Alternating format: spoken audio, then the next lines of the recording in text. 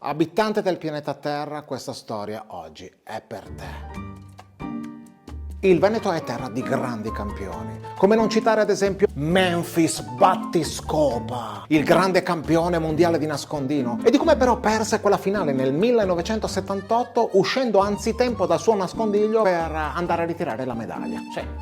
Oggi però voglio raccontarti una storia che nulla ha a che fare con lo sport, ma è comunque una storia straordinaria, o come dicono gli inglesi, una storia straordinaria. Tutti sanno che il primo uomo ad andare sulla Luna fu il russo Yuri Gagarin. Pochi sanno che lo stesso percorso qualche anno prima, nel 1957, lo fece la cagnolina Laika. Nessuno sa però che la prima missione con a bordo un essere vivente avvenne molti anni prima e il protagonista è un italo-veneto, John Mercury Tiozzo. Correva l'anno 1930 o forse 1932 e correva, non sono riuscito a leggere bene la targa. Siamo a Sottomarina Beach, sono le 8 del mattino. John Mercury Tiozzo sta sorseggiando un caffè corretto Campari, quando legge sul giornale un annuncio. Vuoi diventare un astronauta?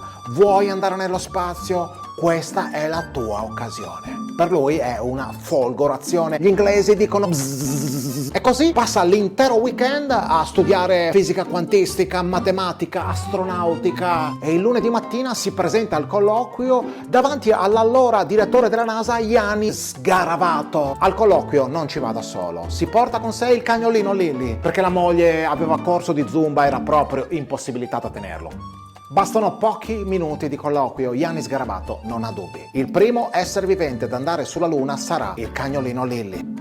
Forse c'è un errore, ho solo accompagnato un amico, dichiarerà il cagnolino Lily. E allora Yanis Garavato si convince e così decide di mandare sulla Luna anche John Mercury Tiozzo. I due partono il giorno stesso. Ai comandi Lily guida disinvolto, col braccio fuori dal finestrino. John Mercury Tiozzo controlla bene la cartina per non sbagliare strada. Dopo solo 2 ore di volo, che sarebbe stata mezz'ora in meno se non avessero trovato un incidente in statale Romea, il razzo orbitava già nello spazio.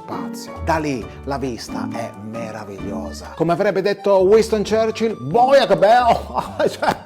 Purtroppo però le comunicazioni si interrompono alle ore 11:10 e il motivo è un mistero. Gli inglesi direbbero boh, sai tutti.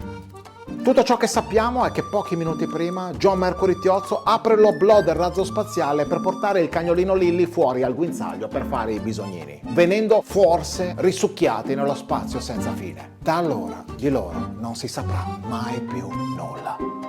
Abitante del pianeta Terra. Se guardando il cielo vedi una stella cadente, ricordati di guardare l'ora, perché potrebbe essere il cagnolino Lily che sta facendo i suoi bisognini. Questa era la storia di John Mercury Tiozzo, il primo astronauta italo-veneto della storia che passerà agli eventi col soprannome di El Macaco.